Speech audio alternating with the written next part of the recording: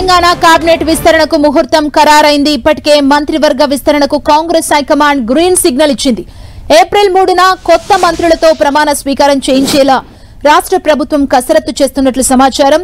2 బీసీలు, 1 రెడ్డి, 1 ఎస్సీ సామాజిక వర్గానికి చెందిన నేతలకు కేబినెట్ లో చోటు దక్కనుందని తెలుస్తోంది. ఇప్పటికే ముఖ్య నేతల సమగ్ర సమాచారాన్ని కాంగ్రెస్ అధిష్టానం తీసుకుంది.